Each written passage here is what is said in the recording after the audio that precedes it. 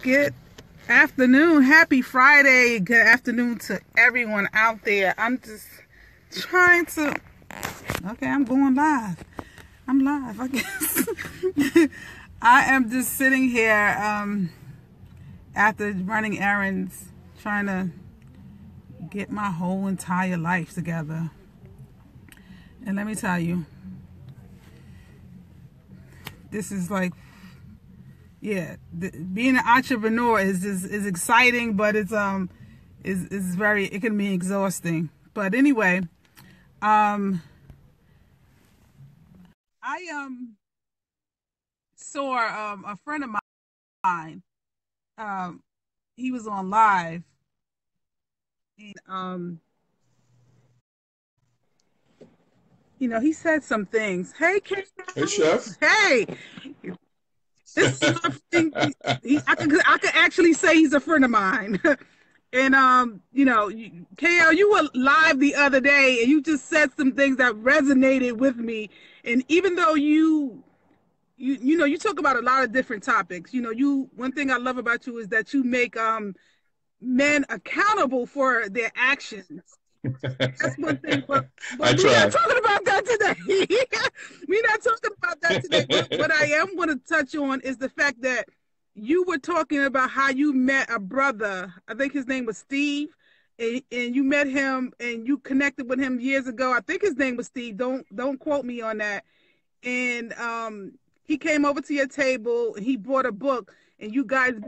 Oh, Lauren Green. Yes, Lauren Green. I'm sorry, Lauren. I got you. Yeah, so you and the thing that resonated with me when you talked about connections and how connections are so important, and I think that as entrepreneurs we have to get out that mindset of a come up and be more focused on connections and stop trying to look at every sale and every person that you meet as a come up.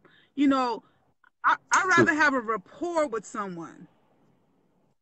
True. And that's more important. True. So, I want you to go ahead and touch on base, because I'm gonna be my guest preacher in my church today.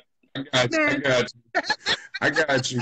Well, what I was saying was, and what I try to say often when I'm on, is that what Brother Lauren Green did was, we were at a book event in 2009, and he scanned the floor, and he's a very laid-back, intelligent dude. I call him the evil genius because this dude is super intelligent. He's working on his PhD. He's wrote a couple of books. He has a lot of great ideas, and we've shared some. So what he was doing was he was just analyzing the floor.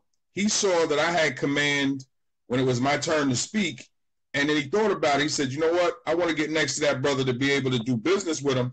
But what he did was he came over and purchased a book first. He bought my book, and then I asked him, I didn't know him. So I was like, who do you want me to make it out to? He told me Lauren. So, I wrote it out. And then he just stopped and said, well, listen, brother, can I talk to you for a few minutes? Well, of course I'm going to say, yes, you just purchased a book. Why would I tell you no? And then from there, we got to talking, and he was just telling me that, what he had noticed, and there were some things that he was working on, if I could possibly help him with or whatever. And I was like, sure, no problem. And we exchanged numbers. And when I talk to people about that is a very ingenious way to purchase my time. He paid $10 for the book, but we talked for maybe a good 10, 15, 20, 25 minutes, 35 minutes. So here we are exchanging ideas. We're networking, all because of the $10 purchase. Now, not everybody's that way, but it's actually a good way to do it. But what we then realized, I felt like, okay, he purchased my book. What can I do for him? Well, I was doing different radio shows, so I invited him to come on to now promote his products on my different shows that I had. And then as we got to really get into what each other was doing, we were able to realize there were mutual business that we could put together that now we're connected to with each other. And so one of the things I try to share with a lot of folks is you got to stop being cheap when trying to network. There's nothing wrong with going over to somebody who you want to work with and purchasing something that they're selling, supporting them in something that they're doing, and then saying, do you have a minute? If not now, when's a good time when I can talk to you? And then you'd be surprised how you wind up linking, and that linkage stays for quite some time. Right. A lot of people just don't, they overlook it. Like you and I tell you all the time about those cheesecake, I mean, those cheesecake poppers shots. Those cheesecake shots.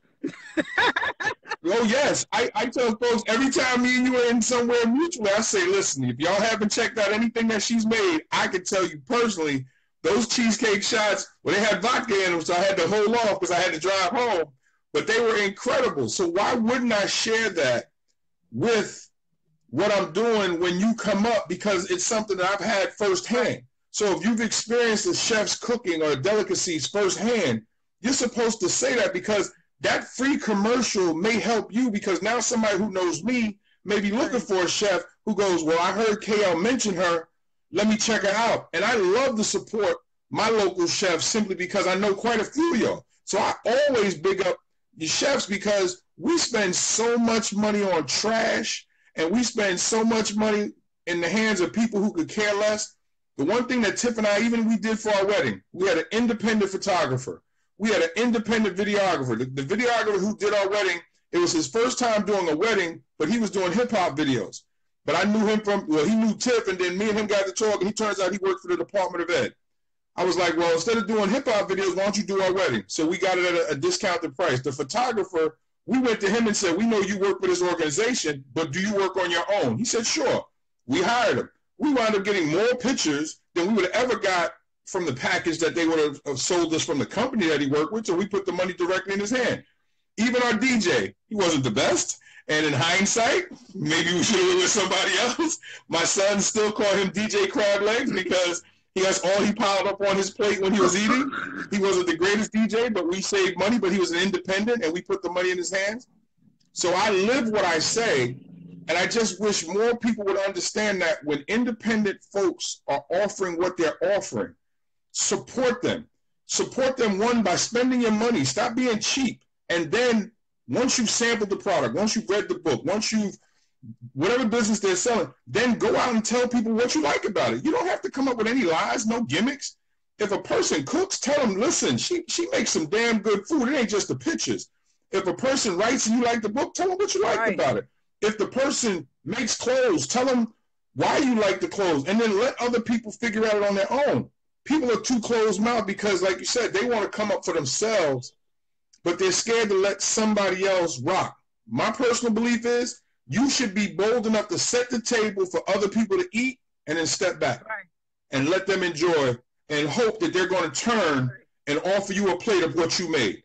Most people are scared to do that. And that's the reason, especially for folks of color. Now, I got to bring color into this too. People of color don't understand what it is to network from an honest position, because we've hustled so much that we always believe somebody is up to something. We don't trust white people because we think they're trying to do us dirty. We don't trust our own because, well, they ain't got as much as I ain't got, so they trying to do me dirty. Right. You got to let some of that go and just be comfortable in yourself as a business person that I'm going to make sound decisions because I got a sound product. And you just don't see it enough. And sharing a video, I say it in my blog all the time. If you want to help me, share this. Share with your people so they can learn who I am through you. Before we even got started, the first thing I did was share. So if anybody paying attention to me, go, well, who's he sharing? Oh, wait a minute, that's my man on. Okay, so now they get to learn you. The crazy part is I see it happen in so many other cultures.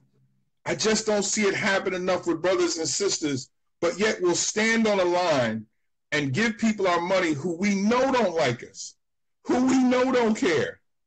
Stand around a corner for an iPhone 8 at $1,000, but won't pay a local chef $50 for a meal for your family for dinner. That doesn't make any sense. And the crazy part is you're going to get more food for your $50 than you would have gotten at any restaurant that you go and sit down at. I've noticed that with every chef I've ever worked with. You're going to get more. One, the chef wants you to be happy. Two, a chef is going to make sure that everything is done right because their name is on it, which means you're getting food made from someone's hands. Someone who took time out to go, what did you want? I got you. And most of the time, they're going to throw something in extra, kind of to let you know in the future, I do this too. So you ordered Right, we give you pies, some but she made you cornbread. a cake. Right, we'll give you some cornbread, extra cornbread, some biscuits. You know, give you some Exactly. mama's biscuits or something. Like people Exactly. don't, you know, and the thing that I love about you, and this is really, you know, I'm really doing this video not, you know, just for informational purpose, but also to shine a spotlight on you, because you help so I many appreciate it. people, and I mean, I've even, you know, you and I have chatted, and I picked your brain about different projects that I want to do and things, and you know, and you've given me your sound opinion, honest opinion about how I should go about doing it. And you know, and I really appreciate that. And you know, and I just had to just shout you out, because even though you talk a lot about you know, book publishing, and you know, you do, which is great, and I listen to your live videos because you have you drop so many jewels. It's not just about publishing. Those jewels that you drop can be applied to so many different things in the Oh aspect yeah. of business. Oh yeah. So, you know, and I just wanted to let Thank you know you. that I really appreciate you, and you know, you and Tiff, y'all, what y'all do.